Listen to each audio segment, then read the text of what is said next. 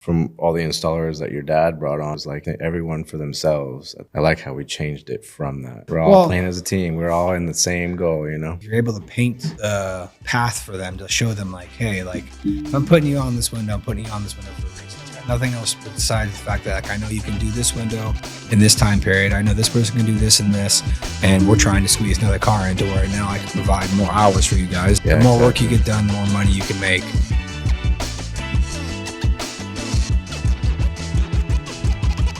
What's up, everybody? Welcome to the Brenden Turnage podcast with the Miller brothers. I'm Ricky. I'm glad to be here with my big brother, Josh. How's it going, everybody? Today we have Brenden Turnage, our shop manager, for a second time. Let's kind of give a overview of the first quarter of the year, plans for growing the shop, and just general chit chat. Check it out. Video. Whatever. All right, send me to me when it's done. Don't tell me how she did. Just send me the video so I can watch it like I'm watching it live, and then we can talk.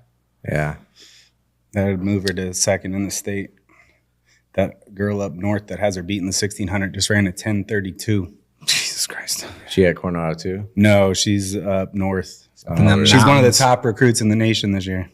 She's up in those mountains, running in that thin air. That's how it was for when I was racing dirt bikes in desert. Like all the kids up north were just so much faster than we were. Yeah, think about the percentage of them that live outside country, have a motorcycle. It's That's just all like they do. Yeah. Yeah, that's the same thing with the running too. There are a lot more outdoorsy up there. Yeah. Go up to Tahoe, and the amount of trails you have up in Tahoe is ridiculous. And then also just surrounding the whole area too. Exactly. Just the elevation change. That too. Well, and the fitness too, right? Because there's a lot of fitness required for that type of racing. Oh yeah. So they're going to be a lot more aerobically fit just training in that elevation. Yeah, and those kids out there, half of them are homeschooled. Yeah. That race dirt bikes at least. We know a lot of them. They get their work done. All right, I'm gonna go ride my bike now. Exactly, and that's all they do every single day. Hey, practice makes perfect. Doesn't matter if what industry or what hobby you're doing. You keep practicing, you keep getting better and better. Yeah, exactly. That repetition will make you better. Have you been seeing all the world records go down in the last month for running? No, I'm not that dialed in. Dude, crazy. 8 or 9 world records have gone down, and it's just the level of training and the science of understanding how much more efficient you can make your training has just gotten so good now. It's crazy. Again, reverts back to the same thing in business. Yeah. How would you say that's helping the auto side of the business, the repetition? And now that the last time we sat down and talked was a year ago? More than that. It was a little bit. It was one of the first episodes, huh? Yeah.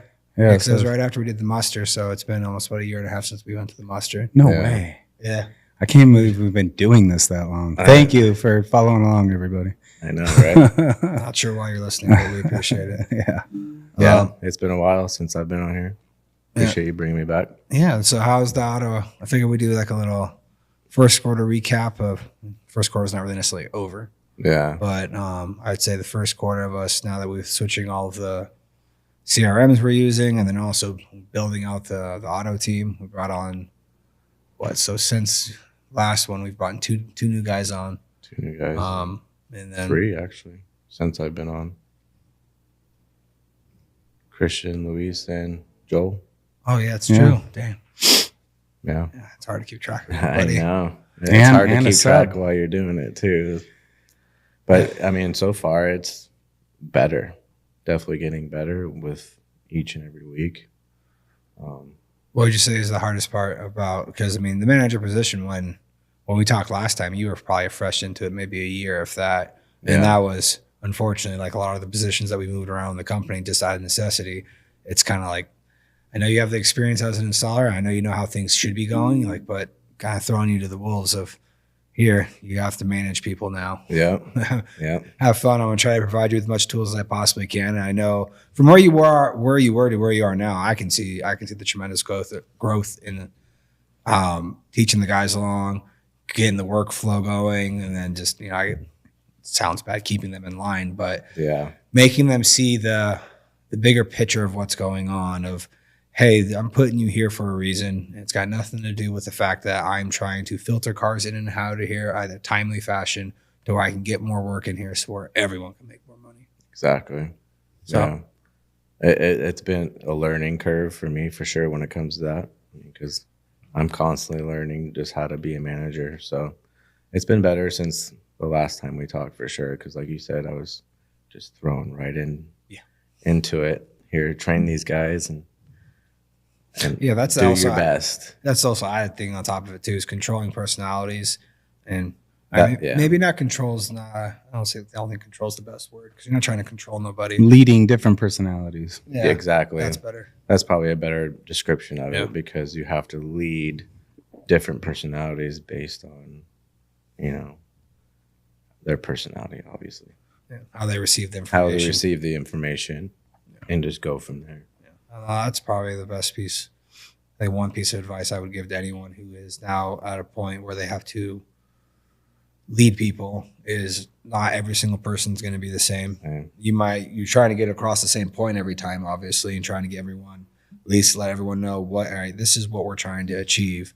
And then knowing that, you got to communicate a little different with each person, just to draw the best out of them, to where we can all go in the same direction, which I would take a stab in the dark, which I'm pretty sure is a good one, that everyone here, we all want to make more. We don't want to be stressed coming into work. Exactly. Like, we're coming in here, we want to get our job done, and the more cohesive everyone can be and the more of a better culture we can provide, it's better for everyone. It helps everyone produce, which that helps profit for the company. If the company is profitable, that means everyone else in between is hopefully getting enough to where they are also growing and going towards their goals.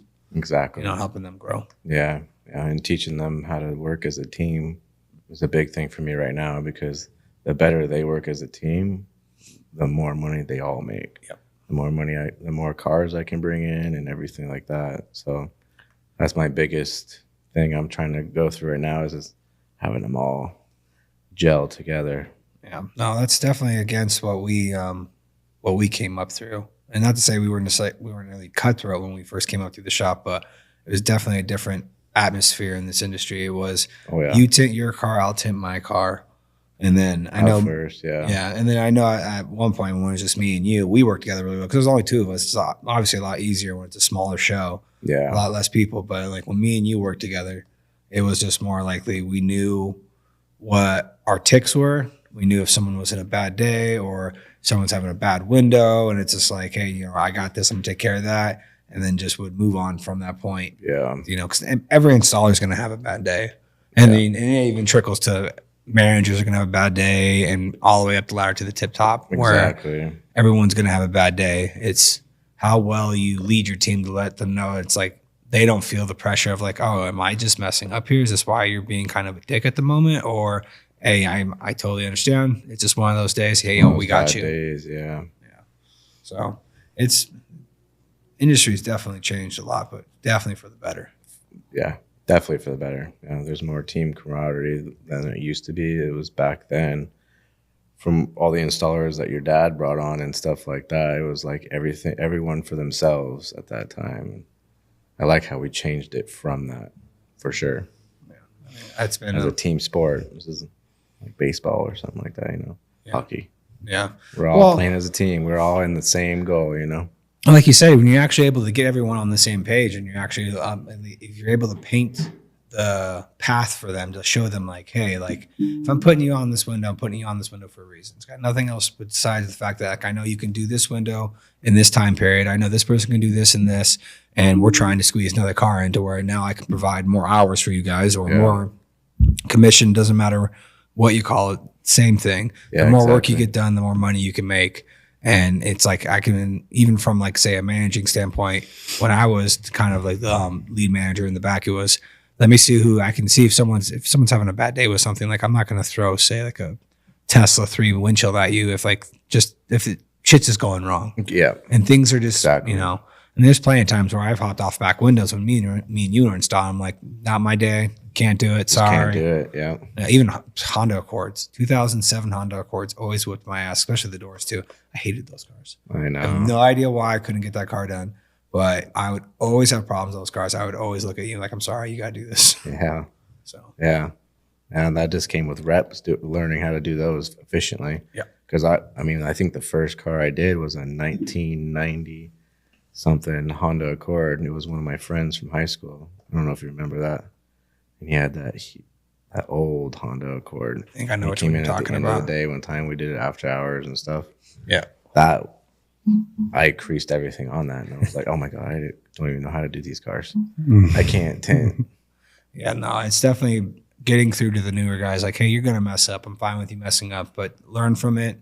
Ask questions. Yeah. If you feel like you keep getting stumped in the same spot, and that's where I've been trying to, where I've finally been actually being at a point where we've been able to split up the responsibilities technically of the company, where we actually have a manager for each department and the right people in the right chairs. Like now I'm actually finally able to get into the back where I'll see somebody doing something. I'm like, here, which has been try this out, which has been great, because there's the times where I'm dealing with customers up front and stuff like that, and I can't watch them all the time in the back ever, half the time. So, well, and also too, it's creating the environment. Like, I don't want you to feel like I'm always standing right behind you. Like, I'm going to give you some leeway. Like, if you like, it looks like you got it, I'm going to be watching from a distance. I'll take a peek every once in a while. And even if you do something I don't think is a smart move, or if it's something that's if you cut this out, you can do this a little faster, more efficiently, I'm gonna let you finish your install, and then I'm gonna come and approach you like, all right, you see what you did that time, try this next time. Yeah, that's my same approach that I do with the guys too.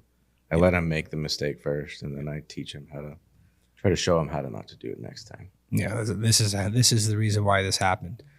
Yeah, don't do this. Yeah, and I definitely have been more leaning towards. I've always been, I guess, because we always would hire people from the outside that do have some training, and it's just like, all right, I'm gonna let you do your thing, and if I see something, if something keeps happening, then I'm gonna tell you, you need to alter it. Now it's starting to get to the point where I'm definitely more on the heavier side of, I want to bring someone in who is either going to be willing to let go of their past or just knows nothing, and it's just like, I'm gonna tell you just to do it this way. You can go online and see it done a bunch of different ways, and that's completely fine. But I'm going to tell you to this way because this is how we have found success, and there's no reason to reinvent the wheel. Like, if you now are, say, 3 years into me training you, and you are able to do everything, and then you want to start kind of like dabbling in things here and there, a different technique, or try something new, I've got no problem with that. Yeah. As long as that core principle has been set in, like this, I can always like, all right, that didn't work. I can revert back to, I know it does work. This works every single time. I've seen it work. People who taught me, I know it works for them. They've been successful with it. I mean, even when it comes to like the flat glass thing, like that was always kind of a stump for me, how like what we would do when me and him were training together. And now we've kind of come to the conclusion, like we're going to record ourselves installing, and then we're going to pick through the film and be like, all right, like we're going to do it this way because of you did it in this much time, and this was the more efficient way. It doesn't matter whose video we're watching. It's whatever is the most efficient and the highest quality install. That's what we're going to be teaching, and just going to tell everyone, this is the way you do it. Exactly. That from the beginning of like us switching auto department from being like this person, this car, this person, that car, to the team approach, the thing I've always thought about is Gordon Ramsay and like Hell's Kitchen. That's what I told like him one how time. How effective, like you watch that kitchen, how it operates. Like you couldn't run a restaurant like that to that quality without it being that segmented. And like, hey, you're doing driver's side doors on this vehicle. You're doing the passenger side doors. You're doing the back window. You're like the ability to not have to take those trips, especially when you're talking about 10, 15, 20 cars a day. The trips around the vehicle, if you're just doing it solo, how much more efficient it is with that synergy of people working together.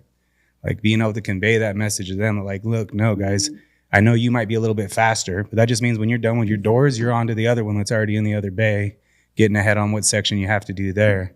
But at the end of the day, we're going to be so much faster, so much more efficient that we're going to be able to pull 2 more cars in, which is more commission for everybody. For everybody, exactly. Well, I didn't even think about that the other day when we sat down, kind of talked about that, because I've been like any company, issues arise in any department at any given time, and then it's about the communication of like, all right, what's the issue? All right, let's talk this through. Like, are we being vocal enough about what we expect from each person, or do they understand the why? That's going back to the muster, is understand it, making them understand the why. Like, this is why I'm doing this like this, and this is how it's going to benefit not just you, the entire team, then it benefits everyone. Like, beyond the trips around the vehicle, in my eyes, when you put 3 guys on a car, and all of a sudden the satisfaction you get when you get a car done, especially when everything goes smooth, everything goes good, nothing goes wrong, within 25 minutes, you're done with that vehicle.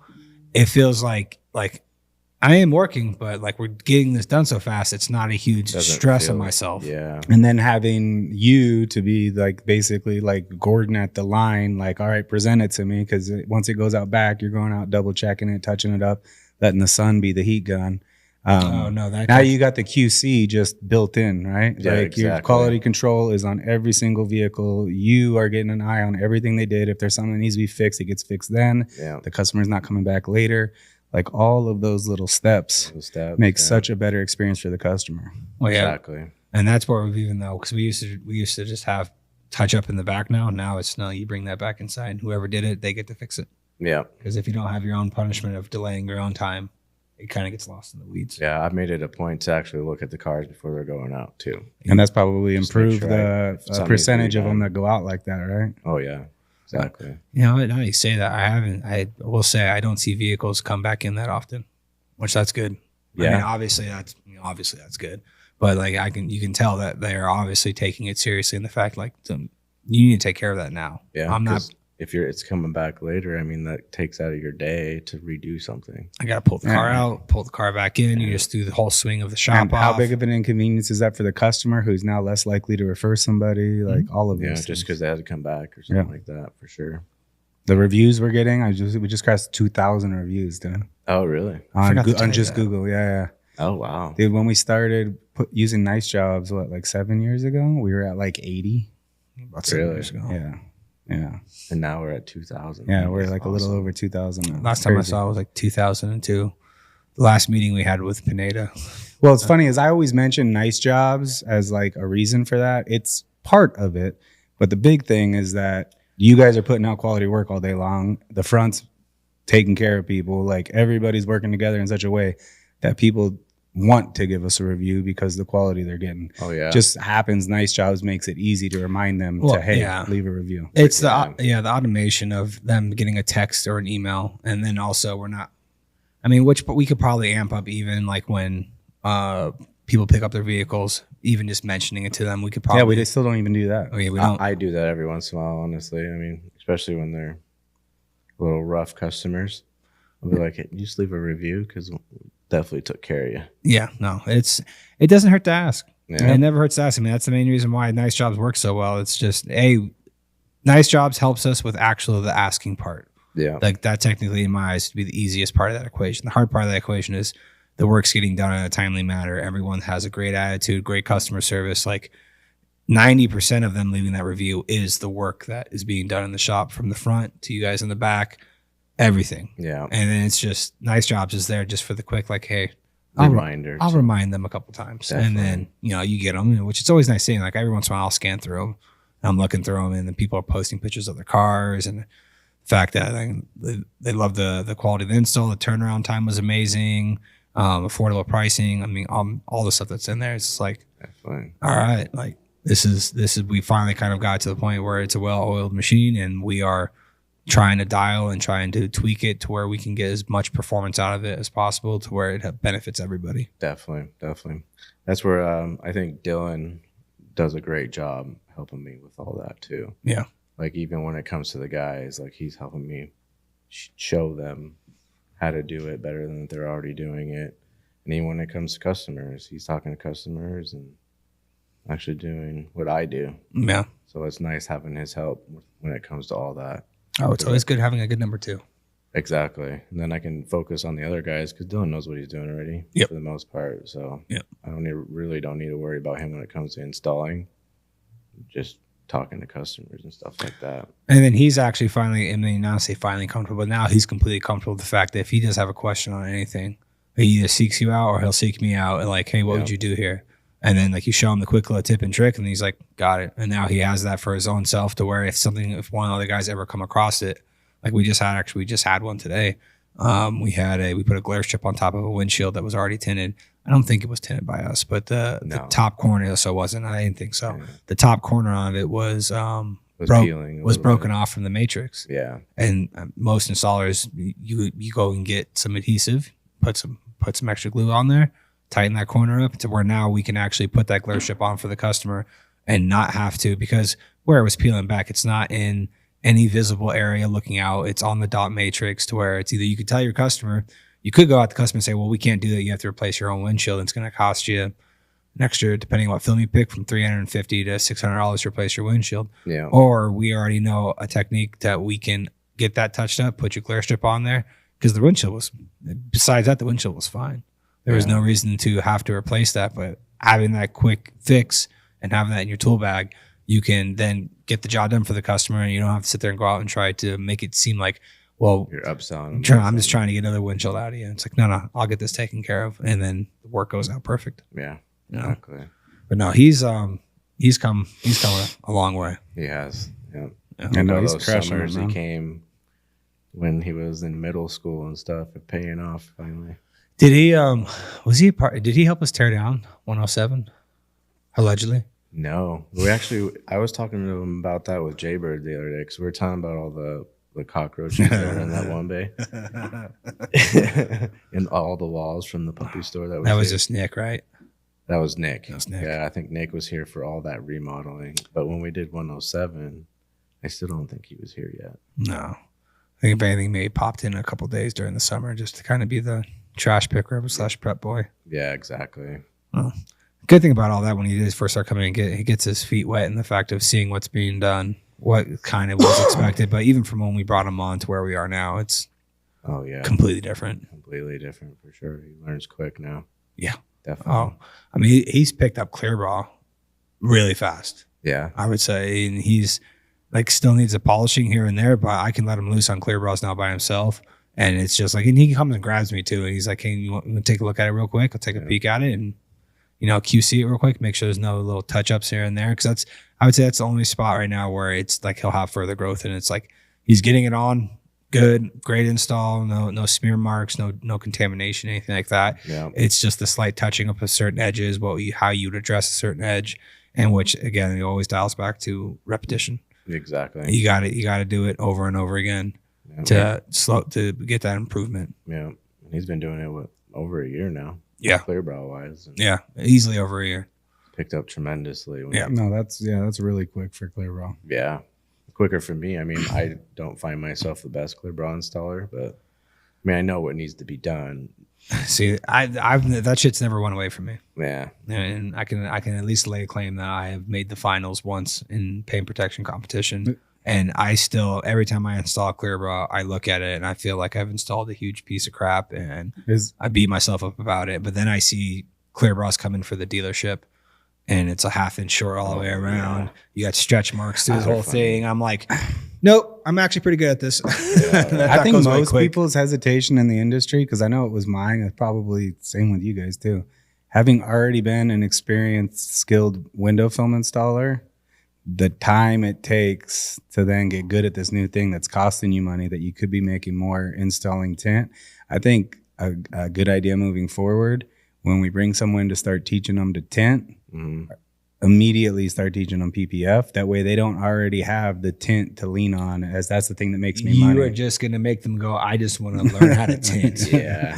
Maybe. Or if anything, it'll drive them to be like, hold on, I'm gonna do this over here first. I'll get back to this. Exactly. But I still think that way you start getting them both at the same time. It's not like I'm a master installer that I'm wasting my time messing with this right now. Still learning at both. Yeah. Then I think you would get PPF installers faster. That was my biggest thing when we first started doing PPF, because I mean, Ricky would do majority of them, and then I'd be the one touching them up. So I'm really good at touching up clear bras, but which to me is one of the hardest things to do. Yeah, exactly. So I learned touching up before I even learned how to install, really, because you were doing them all at first. Yeah. If anything, we'll probably do that even when it comes to auto installers. When we start bringing in more auto installers, if we bring someone up doesn't do anything, first thing to push them onto is, we're going to teach you how to touch this window up. This is the stuff you're going to look for. I feel like they would work good for tinting too when it comes to that, just touching up. That's the other reason why the assembly, like the assembly line thing that we've got going, works so well. Because as you bring someone in training them, there's always something on a vehicle that they can be helping out with, whether it's prepping or maybe they get to the point pretty quickly that they can install quarter windows. Like, how much time can the person you're training be taken off of a vehicle pretty quickly? Because you can train someone to do a quarter window pretty quickly, right? Oh, yeah. So like all of a sudden, the quarter windows are taken care of. That's a couple minutes you don't have to deal with on each vehicle, right? Exactly. So that's another reason why those work so well together. if you're trying to train more people up, having the ability to get them in there to help with that process of a crew of guys, and then they're not learning from just one person. They're learning from the crew, the whole crew. Yep. Well, and also now it does finally help in the fact that majority of the people underneath our roof have either been, their training's been extended by us, or they have been technically just trained by us, and they see how things operate. And we've gotten lucky too with the last couple hires that we did have.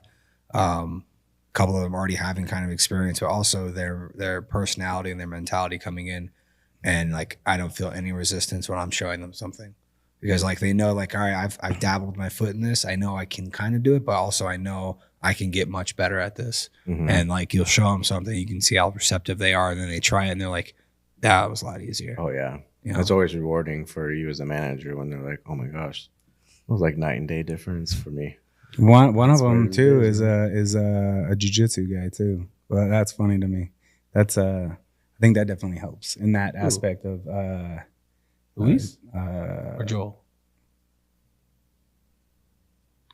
We got to edit this part out. I'm not sure which one. Oh my god, I forget which one too. The jiu-jitsu. The one that had more experience tinning and can do pain correction, right? Oh, it's Joel. It'd be Joel. So Joel he does has pain. more experience in pain correction. Yeah. He had more experience on pain protection. Yeah, than he did tin. yeah. Tin, he was actually he had been prepping for his brother, and then he was really green on tin. But I love the fact that he knew pain protection, because he got he understood the concept of tinning. He's probably one of our fastest guys training from like knowing nothing. He was to commission really quick. He's been training quick, at 10th Planet for like 5 or 6 years. I didn't know that. It makes sense though, right? Like this is That does I'm hardly ever in here to That- the point that I don't even know our guys' names, which is, I apologize. Yeah, you're never fine. I'm hardly in here, but I did have a conversation with him when we talked about Excuses. jiu-jitsu, and Excuses. I was like, oh, awesome. Well, that made me way more confident, especially hearing feedback from you guys that he's You should killing be it. able to name everyone in the company. Come on. I knew the names. I just wasn't sure which name went to which Oh person. my God, we were totally going to do that. I mean, I know all the names of your guys. So I have to- There you we go. are Yeah. going to do with all the technical, I guess, higher ups, if you want to say that. We're going to take faces and name tags, and it's put the name tag next to the face. Well, I'll study for that one. No, Oh my I'm going gosh, to yeah. spring that on you And do like tomorrow. employee of the month type thing. I'm gonna make an excuse. That whole 150 people thing. I deal with so many people every day. It's so hard. I trained jujitsu with people for like 5-6 years that I'd get on the mat and be like, "What's going on?" Don't remember your name. No, I'm good with faces. I remember your face, but I can't remember. Your name. Yeah, you can make that excuse when we go to WFCT and WFR. That's probably the one thing that I always feel bad about, is I'll see people that I know who they are, and it's like, I gotta remember, like I'm looking for the name tag. I'm like, please have your badge on. Hey, what's up, Jeff? Right. And it's like, all right, yeah, I remembered your name, but that excuse works for that. It's a weird thing to me that we've even gotten to the size now that that's even possible.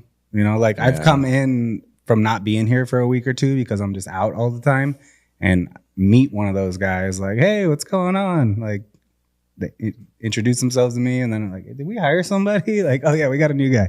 Right. I didn't even know that they've been working for us for 2 weeks. All right, I'll give that to you. I'll give that to you. Well, Flat glass guys, you should know. I apologize. I'll get it locked in. Yeah. So bad. Not surprising, but so bad. Oh, I have a hard time remembering what I got to do tomorrow. So it's a good thing I got Tintwiz to tell me. I'm so happy we have that recording. I want that audio clip. I have a hard time remembering what I'm doing tomorrow. It's perfect. Yeah. And he'll use that for it. It's because I'm always in the moment. Year. I'm too much in the moment. I'm going to make that a sound clip. I'm going to bust it out at random times. I'm just going to hit play. Oh, my wife is going to be the one that's going to be playing it. That's hilarious. Oh, God. She knows, though. So for this year, what do you think some of your goals as a department would be? As a department, I think being more efficient. More efficient? Just being more efficient, you know, having less redos and teaching them how to manage take your time on what you're doing, so you're not just rushing into a window, because we might have 3 or 4 cars outside that they know need to come in, and they're rushing through windows. Be more in the moment. Be more aware of what you're doing, and I mean, slower is faster to me when it comes to anything. That's what I used to when I was racing dirt bikes. Like that's what I would constantly be reminding myself as I was on the desert. Slower is faster because if you go down, it takes the sails.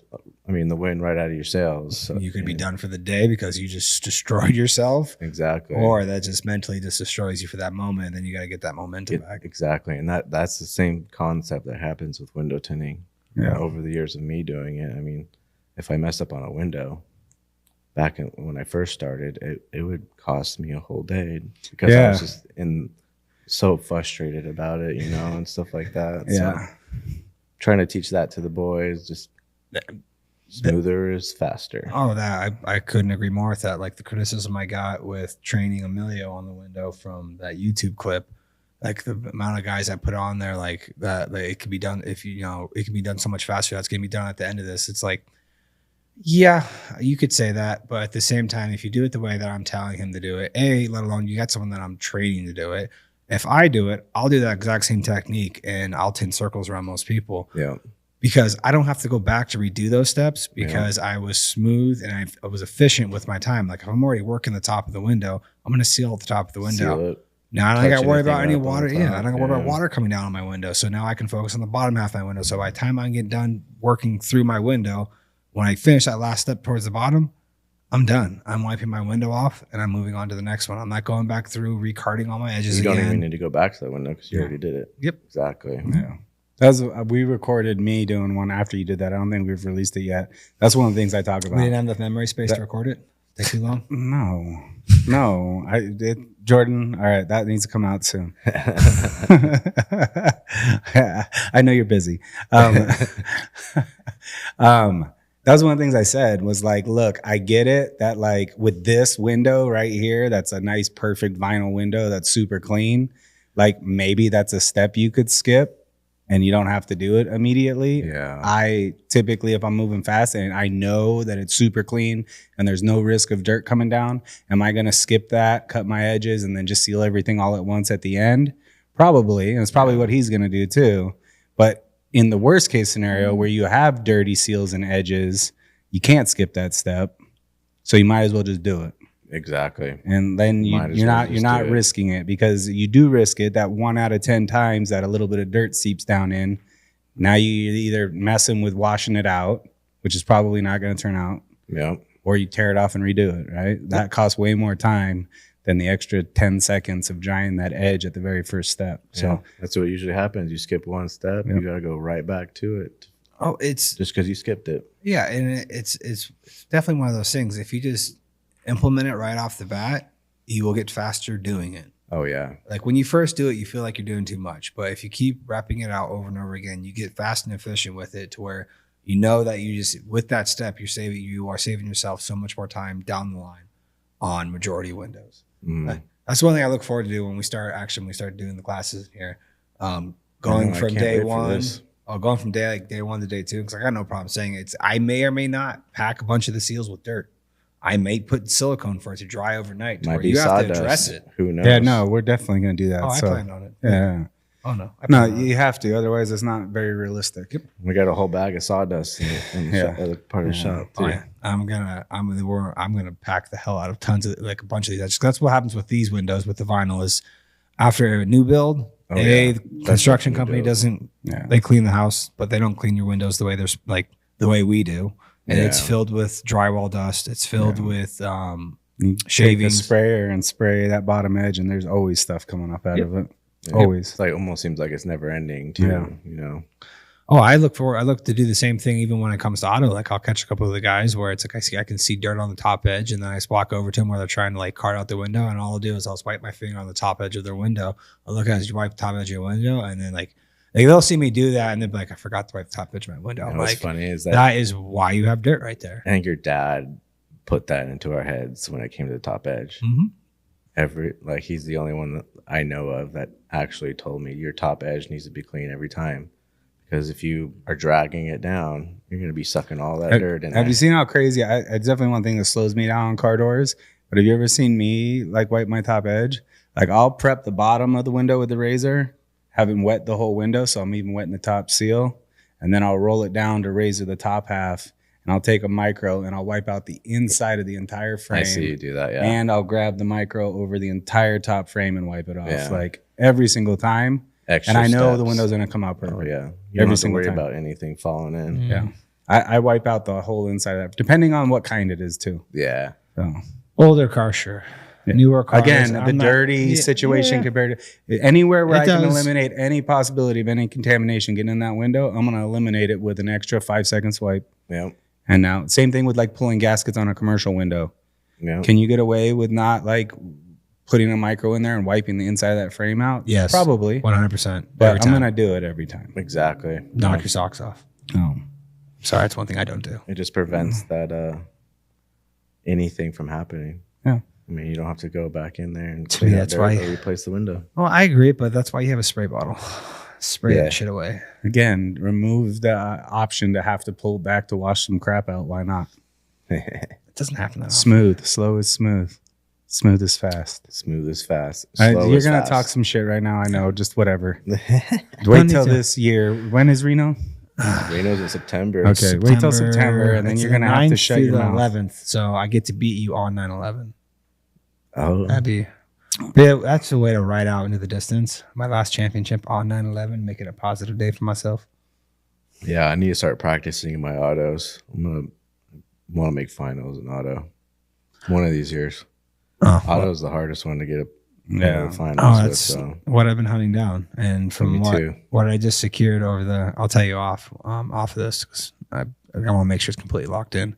But actually, no, I just think I just told. Actually, I did just tell you, and I told you too over the weekend.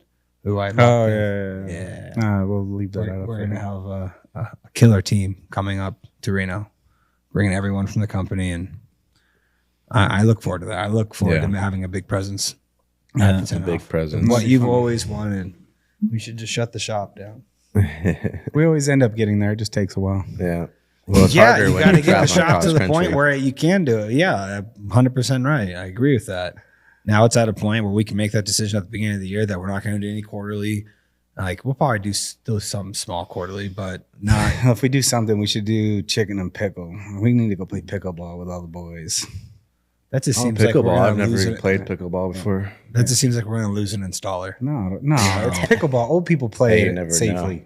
I Someone just could roll their ankle. I or just something. went there recently, and some people are getting after it. I mean, Oh, that'll be us, You but- get into it, and Yeah, you before get into know it, but you can't get that into it. I mean, losing an eye. Oh, yes, you can. oh, I know, but Oh, yeah, you can. I watched some guys do some crazy stuff playing that. Like we were playing next to them. Like one ball was hit, the dude was like, it's, without hesitation, it's between the legs, like underneath. Like God, the ball's going low. It's between his, hit it, and just hit it perfectly back. I'm Oh like, wow. man, you're here too often. no, it's pretty fun. I've played a couple times. It'll Oh, yeah. be fun. Yeah, it's fun, and especially, I mean, I didn't know a lot of the rules, but now I do. Some of the rules seem kind of stupid, but I mean that's just the game. Like where you Yeah. can hit balls, technically where you can then hit it out of the air. It's got to bounce so many times back and forth Yeah. before you can do that. You can't be standing in a certain part. You can't be think- standing up on the net real close Yeah, and hit it. there's something That's called the the kitchen up The front. kitchen, Yeah. yeah. So we played the first time I played it was with Nikki's aunt and uncle, and her aunt was like way into making sure we played the rules She correctly. whooped your ass, didn't she? No, we did good. But like we spent the first 30, 40 minutes just making sure everybody understood the rules. That's a little excessive. Yeah. Just play the game and Yeah. pointing out like, hey, Yeah. don't do that. Well, because here's the thing. I understand why, because then I went to go play it again with London and her softball team when we were in St. George, because they had a pickleball court at the Airbnb they were staying at. And immediately everybody that doesn't know the rules is like, whatever, we'll just play it like it's volleyball, and like completely playing not the rules. So somebody that wants to play by the rules of the game, every person you try to play the game was like, we'll just play it like volleyball, and who cares about what the rules are? Like, Yeah, I know. Sounds like a typical game of beer pong. Yeah, Let's exactly. play it this way. Yeah. Screw it. But either way, it's fun. I think we should do that. Yeah, talk to Michelle. Michelle. Ran out some courts. Oh God. But no, so more efficient. Is there anything else within the department you're thinking? 'Cause I know we're also looking to actually add paint correction. ceramic coating. That's another goal for sure. That me and Joel, he talks to me about it all the time. He wants to do it. It's just we have to come up with the pricing ourselves. And go and see what we can do and get the offer dialed in. Yeah, and then he's already had him put together compile a list of tools, pads. I think once he gets that, I mean, balls in our court. I mean, we should hit up Kyle and Adam. Yeah. Hit up Adam. Well, the biggest thing is that we need to be out with the other thing too is we have to install a curtain in that bay. Curtain for it. Yeah. So when let's get Adam out here to do the podcast again and maybe make he's already told me what he'd want to do. And he wants to seal off complete areas. He wants a little bit more of a heavier construction presence of what he's saying, which I do think eventually we do need to get to that and do that. But I think for the time being, we can just throw up the wash curtain just to stop the compound from being sprayed everywhere. Yeah. Maybe that's Adam that wants to do that. Yeah, he pointed out in the graphics bay where the divider is, he was saying seal that completely off. Yeah. And then also open that back bay and seal, rip out we're gonna rip the carpet out, epoxy the floor, make it to where it can drain and be pushed straight out the back bay. Oh yeah, we could totally do that. Simple. Simple. Yeah. Just do it tomorrow. Yeah. Let's get cracking. Ripping carpet out. Move fast. I love doing that here. Yeah. We're still replacing tiles everywhere. Actually, the big thing that we really need to do immediately is the vans. Oh no, I didn't need the vans need to be swapped out immediately. Oh, those old Dodges are piles. We were supposed to pick the van, and they look like crap right now. The wraps are so burned. Van 9's got to go. All right. We just got to get rid of it. It's at a point where we're going to have to invest we need to get rid of money in those. It, or it's just we need to cut our losses, get rid of it, which that's top of my list right now. Yeah. Seems like those transit vans never really last too long. None of them have. I'm going. I want my Chevy Astro vans. Give me an express van. I wish they would come out with the Astro van again. Buy 4 of them right now. I know, right? But I'll settle for the express van. Express vans. I mean, like you said, you could put big ladders in those. Well, that's what I'm looking forward to. Is actually be able to load up the vans with absolutely everything and still have plenty of room to load the film, load your tools, and it's not going to be cramped right now with the Pro Masters, the smaller ones. You load everything in there. Did you see? It's Tetris. Did you see Sal's setup? He just posted a video on. I'm pretty sure it was him. Yeah, similar to Kyle's. He's got a film handler. I really like that setup. Yeah, but we don't need film handlers to be going out like that. Minus the film handler in there, like the rack in there, and the way everything's so organized in there. That way, most of the tools and stuff that we're loading and unloading could just stay in the vehicle. That's the plus side of the express van. It being that much longer and wider cargo areas, we'll actually be able to set where the ladders. Every van will have an extension ladder on top. Yeah. Bigger little giant inside. There's 4-foot little giant, a 4-foot ladder. Like you'll have every ladder you possibly will need. Shelving to put your drops on, everything. Yeah. We need that immediately. That will help Flat Glass tremendously. Oh yeah. No, that's each crew. I haven't been driving. Yep. A bunch. I haven't had the Sienna for the last 2 weeks, which I get back today. God. And I've been driving one of those Dodges, and the difference is night and day. Yeah, it's crazy. The Sienna is so much better. Oh yeah. Even just the fact that the map goes onto the screen in the car. Oh yeah. Is so much better. That's true. I wonder if Chevy Expresses have those, or we can just. I just need to put mount for the phone if it doesn't have it. Yeah. I would assume they probably do. Or it's like an external monitor for it, to where it's just GPS for them. I was looking into it. The biggest thing is I think we need to replace Van 9 with another sales vehicle. It doesn't have to be a van; just needs to be. He's going to get his technically get his Tesla. Yeah, that needs to happen immediately. What kind of Tesla you want to get? Well, the big thing is you have to figure out how you're going to charge that thing. Huh? So you are going to have to. I've got solar panels. Yeah. So you're going to put. How long it takes to charge off a regular plug? No, you can charge it in one night off a 220. You just need a 220 plug. It'll charge. Really? Okay. It'll charge every night. You don't need the supercharger. But if I did add the charger into the garage, that's only a couple of $100. Okay. Yeah. I'll say it's the only downfall. When you get it, you can make that part of the option of getting it and then install it. But you can just plug it in 220 and it charges quick. Yeah, just plug it into a regular cord and charge like 7 miles. I think it's like 20 to 30 miles per hour with 220. So overnight, you're good. That'll help. Yeah. But no, it's replace that one, and then I think it's either if we find some Express fans that are already built, or I just need to go into Chevy and just order them and just have them actually and build them the way we want them. Put the certain options in that we want. And, you know, if they can put the screen in them, just pay for it. Yeah. Just so we have it. That probably would be the best to have built to order pretty much. Yeah. And then I'm looking forward to see if, because now we possibly going to have the capability of being able to print into PPF so we can wrap it in PPF, but it'll be our design wrapped going into it. And then I'm also having our design calling in a favor with Eric from Tentwiz now that he has the best designer in the industry working for him. Yeah, definitely. I already asked him, I was like, any chance I can get a van design? He goes, absolutely. Just send me what you want, what concept you want, and we're going to feed it to Carrie and we're going to let her do her thing. That Tentwiz Tesla looks so clean. Like, I want something like that for my sales vehicle. Yeah. I think we should include the podcast on there in some way. Yeah, we should put me holding all the medals on the side and drive that around. That's fine. I'll use that. Yeah, right. It's good content. Who's that? That's my brother. You want to know about him? Yeah, right. Actually, I don't know if I like that because then they're going to say I want him to install. Can he do my install? That's fine. I still got another one of those the other day, and that it had to be me, so I just had to schedule it for me. Luckily, this will be the second time this year I've installed, and couldn't have told the person no. It's for the same person. No, Watson. No. Actually, I guess this will be my third. One was for a close personal friend, and then the other was for a customer that we just did work for so long ago. She just has to have me. Oh yeah. But that can always be an option I can upsell though. If they're willing to spend enough, they get you. Exactly. It's an expensive tent job. It's fine. Some people want the best. They are getting the best. The guys that we trained. I know. I know. But if they really, really want to pay for it, then I get that too from old customers we did 15 years ago. They're like, I want you. Like you were my installer back then. I still want you. Oh, you're gonna be there making like, sure it goes out. My guys, man, yeah. They're gonna be probably better than me. Yeah, that's thankfully that is a good thing. Usually, when I do get that pushback from a customer, they ask me if they want me to install, and I tell them like everyone on our team has been trained by us, has been vetted by us, and then it also goes to the same quality control that we expect through either manager. Like you are getting the exact same thing. Yeah. If you could maybe say like it will not be done as fast because they don't have that many years underneath their belt.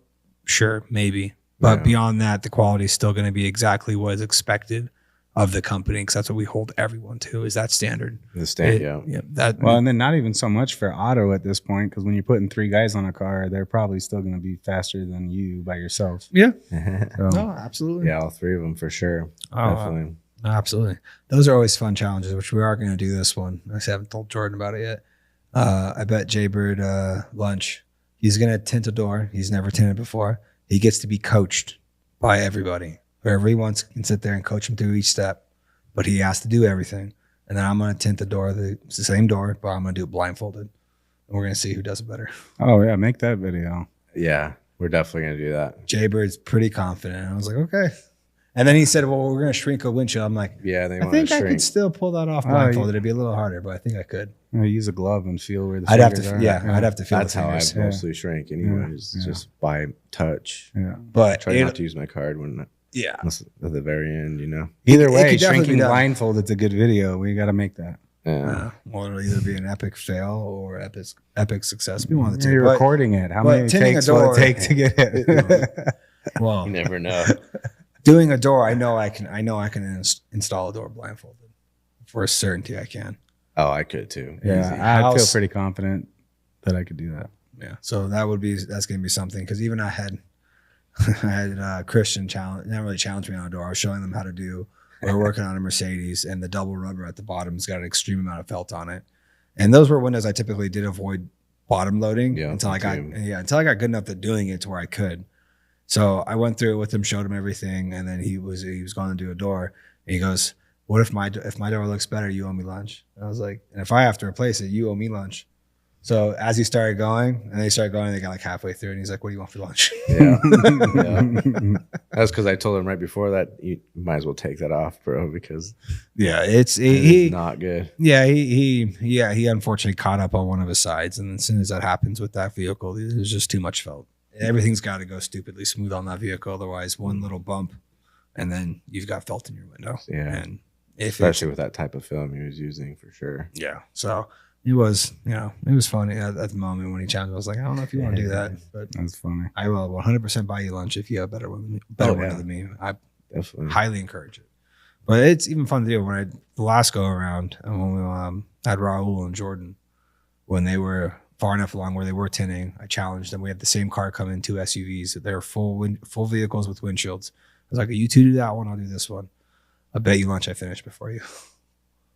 And I did, which they both were extremely confident, which I wanted them to be. They got close, and it made me sweat a little bit, but I ended up pulling it off. I don't remember that. I don't think it was a Saturday. Oh, was it? It was a Saturday. It had to have been because I wasn't there. It was a Saturday where we had a good amount of cars, and obviously I was still installing at the time, and I just wanted to. I'm gonna say it wasn't like a reminder, but it's just one of those things. Like, if anything, show I'm like, you can get to this. Yeah. But also, guys, I've been doing it for 20 years. So. It humbles them. Like a black belt against 2 blue belts. Like, come on, guys. Yeah, it was fun. It's fun to have those challenges every once in a while. Yeah, definitely. I'm going to. I talked to Chris Brooks. Me and him are going to make some content about shrinking windows. What, shrinking? Yeah, we're gonna lay out, because he sent me a reply video to what I made. And then what he cut out of his entire video was him getting the window ready, which was you obviously wet it and you gotta lay it down and you gotta distribute the fingers. In his eyes, he wants distributed evenly, same height all the way across. And I told him, I was like, all that shit took time. That took like the whole shrinking into it, like, I'm only 40 seconds into it. And he laughed and giggled. But I was like, yeah. He's like, but you still have to bounce the window or dry shrink. I was like, yeah, but that by itself, most people over wet when they do that, and then they got to sit there with the heat gun and dry it. And like each time, if you hit the dry shrink prep bag with 2 squirts and do the whole window, by the time you walk over to pick your film up, it's dry. Or even if you do over wet it, like that should be the first thing you do, and then you can hop inside and prep the window while that's drying. Like, it's really not. I'm gonna, and if you're 5 years into installing, sure. If you're not, I'm not gonna ever tell you to do that. I'm just saying you could do it. You could. Later on, or you could even go to prep a door or whatever. Like, you could. There's other things you could be doing. Go install a door, because my eyes don't clean the window, because if you're covering the outside, you can't see all the bullshit that's on the inside. I know why you're saying that. But if you are far enough into your career, it does get to a point where you have enough tenure where, like, I trust the fact that you can feel what a clean window's like, and you're good. It's my dad told me that constantly. He's like, after 3 years of you installing and everything's coming out clean, I won't bug you about wiping off the outside of your windows. But by then, it was already kind of ingrained to where it's just like, I'm just doing it now. I'm still a big fan. It became a habit for me too, just because your dad, it's another one of those things. You're going to have to do it anyways. So why not do it before you install? That way you can see everything. That's my point too. When it comes to the guys, I'm like, you guys, I mean, you can see rain spots all over the outside. Why are you tinning it? That's what kills me when people peel off of the window itself when they do have a peel board. Like, I get that you can do it. Oh, that too, yeah. But like, pull it off, put it on the peel board, and clean the window. And then make sure that there's nothing on the inside. Because everybody's come across that window that they thought was clean. They install it and they find a little piece of adhesive or tape or something that they didn't see. And you might have seen it if you wiped the window off entirely and really gave it a once over. Oh, absolutely. Yeah. That's your chance to actually look at the windows when you're wiping off the outside. Yeah. I think that's where my dad missed, was explaining the importance of why it was so important. He just said, you got to do it. Just do it. Exactly. You got to do it. We never understood until it actually came down the line. Yeah. Sure. Yeah, definitely when it came down the line, when we started training people and we kind of were more relaxed on it, and realized like, oh shit, we just had them develop really bad habits to where now we're trying to break those bad habits. And it's like, you guys got to realize why we're having you do this. Like, I didn't realize it to begin with, but now it's like one of the things, like, I'll walk by guys' windows and I'll just see it and I'll just rub my finger on the outside. Exactly. Like, oh, I forgot. I'm like, telling you, when you become a better installer, don't skip this step. Yeah. I mean, it came to where when I was doing houses, there was a dirty window on the outside of a house. Sometimes I would clean, depending on where it was at. Yeah. I would clean the outside just so I can see. He gives me shit when I do that at the tin competitions. No, I don't. When I wipe the other side of the window. When you did it before finishing your install, I thought it was crazy. I want to make sure that the window's clean while I'm installing. What do you mean? It's the exact same thing. But you don't need to.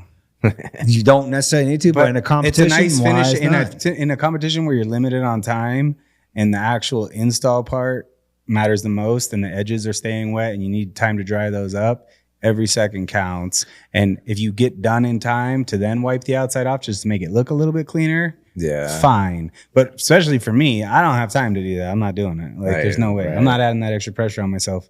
But if I'm done, the window's dry, and I have 2 minutes left, I might do it. Yeah. Small little things. Well, they keep making the time crunch even more and more to where. Yeah, they just keep putting it more in your favor. Well, it's in no one's favor this year. It's all new window systems. So, yeah, it's whoever's got the best skills. Which I'm excited about because I might have a chance now that. Well, from what Sal has told me, and it's not like he's been overly open about it because he's not trying to give the upper hand to literally anyone. He's told me the process he's going through. He has submitted numerous drawings and plans of things he wants done, and then they get it priced out, and then the guy who actually create the systems is letting WFCT know, like, this is how much making 10 of these will cost. And that's where it's like he wanted to do a sunburst with a metal sunburst with the commercial rubber. Oh. Yeah, well, that'd be a good one. It would, but they're expensive. It was a couple $100,000 to build them, I guess. Just 10 of them? Yeah, it was like 100 and something thousand, I think. Dang. It was crazy. And he was like, he got the price back, and he's like, yeah, that's probably not going to happen. Yeah, definitely. They were like, no, that's not happening, man. That's a lot of money. That's crazy. So I would assume they're probably going to adopt something like WFR has, where you had one 3x5 to begin with, like the typical install. Yeah. I think having it rubber set instead of siliconed in is better because then it has pressure pushing from the back and the front to where the whole tucking the rubber thing, it got extremely harder. That's why I tanked so hard in that competition. I tried doing the same technique and I couldn't. And then the finals window was a diamond. Same size, same width, same height, but in a diamond shape. Oh, really? Yeah. And interesting. How more lax they are on their rules, they had a leftover frame sitting off in the corner, and it's not one of those things where you couldn't touch things. So a lot of the guys were smart. They went and they took their patterns beforehand, and they went over there and they cut down off all the extra, where like a lot of the guys went in there with windows that they were factoring almost the fucking tip of the window in, and then cutting down the bottom sides and flipping up the rubbers, which it helps some, it hurts some other people. And then in that competition too, it doesn't matter how many times you do the window. They'll let you do as many times as you want. There isn't like if you scrap something, you lose points. It's just put out the best window and you have this much time to do that in and go to town. It'd be cool if they did that system. I mean, still to a time limit you're not going to go over like. Yeah, because if you're halfway through your time, you're screwed. Done anyway. Yeah. I have a feeling it's going to be the finals window will be some kind of odd shape window. But they need odd shape and bigger. I think the diamond that is a hard window to do because to get it to come to the points and actually come crisp into those points. Mm-hmm. That's the only thing that sucked about going to that competition. It's like I wanted to try that window. Yeah, definitely. Because how often do you try? Well, and you've got two factory top edges too. So even if you straight one of them, you still got to cut the other one. You gotta cut three sides. Yeah, three tops on it. Some guys were like, I think how I would have approached it is, I would have pre-cut. I think no matter what, I would not have peeled and stuck that. Yeah, I think there's too much a chance. I would have used one factory edge. The rubbers were pretty good, but they were still wavy. So I would have tried to use one factory edge. In the worst case scenario, I would have cut all three sides. Yeah. And that's even something like, again, if the rubbers wouldn't have tucked, it would have just been blade on there, cut it, probably leave a hairline gap and just center it up and make sure it's the cleanest install. Because a lot of the guys had problems. I got to judge that final round too, which I heard. Oh, the final round you did? Yeah. One of the guys, Marco, was competing in one of the finals for auto, and he was the judge. So they came, I was standing right there, and I was like, you guys need another judge? They're like, yeah. So I went in and started judging. Some people, they were grumbling. Some people all pissy, like, he's a competitor. It's like, well, I'm not in the finals. What? And a lot of people are pushing back, like, why do you have what's the problem with him judging your window? Wouldn't you want someone to judge that window that knows what he's looking for? Exactly. So, I mean, screwed with a couple of the guys. Chris Brooks being one of them. He left water in his window, drew a little puddle with the guy fishing in it. And then also marked up a bunch of windows where there was nothing, just to screw with the guys, just because they were watching us judge at the same time. I'm like, oh, what's this? That's something I would do. I'd just be circling random things. That's one thing Sal did. Sal, Dustin, I forget the third guy's name that judged at WST. They were really good at making sure it looked like they judged everyone like that. Oh yeah. To where I didn't think I was I thought I was on the bubble to make the finals. And then like my finals window, both my windows in the finals, I was like, dude, they came out good. And I went back to my windows and looked at it. Jordan has the video of it. You can see my face. Like after like I go up and look at it, like I turn around, I look at the camera, and like you can kind of see on my face, like I'm deflated. Like I'm like, it still looks better than the other people's, but there's a lot of goddamn marks on here. God damn it. And then Sal was like, oh yeah. He's like, dude, I went to town on yours.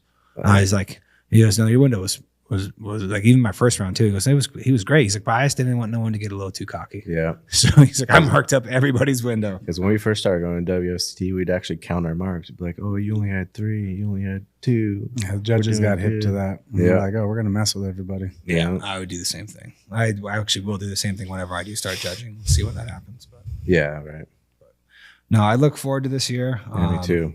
It's going to be fun. Yeah, I'm excited to add ceramic coating. In my mind, that's like the number one thing that's going to just immediately add profit to auto. Mm-hmm. I have a bunch of Clear Bra customers that are asking me, let me know when you guys are doing ceramic coating. Yeah, I'm coming every back. day. Yeah. Well, I also know that we're probably losing on some Clear Bras too, because some people, I mean, which is understandable. They want everything done in one spot, which they don't want to go anywhere else. Yeah, I completely understand. It's like I can't argue. Close rate increases on paint protection, and we're adding just basically profit. Yeah. And Joel, he's already gotten training on it. I mean, me and Blanchard did briefly when we did the PPF training, but Joel has already gone to school for it and everything, just from the detailing. You know, I saw his car after he paint corrected his car, and shit looks clean. Looks clean, yeah. Looks clean. Yeah. So gotta get everything He's dialed in. Come up with prices for it all, and then throw them in with the wolves.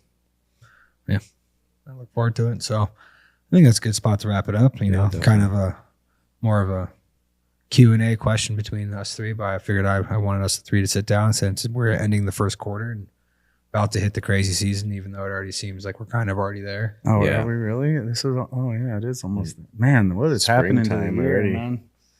We got about, It's crazy. 3 more weeks.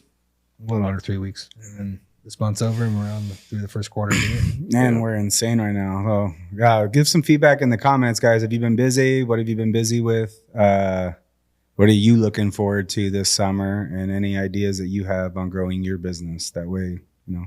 And if you're ever in Vegas, come on by. We'll shoot some content, go over any tips and techniques. We've had a couple people hit us up just out of nowhere. It's like, hey, I'm going to be in town. Do you care if you come by? Completely open to anyone coming by anytime. You got any questions? You want to see our operation? You want to see the academy? Anything of that sort. Doors are open. Just give us a heads up so we can make sure that we can put time aside and then answer any questions. If you want maybe some tips and tricks on some things, do a quick little install on a window or something, just let us know. Definitely. All right, next time, guys. You know how it works. Hit the button, subscribe. Have a good one. Thank you. Thank you. Subscribe.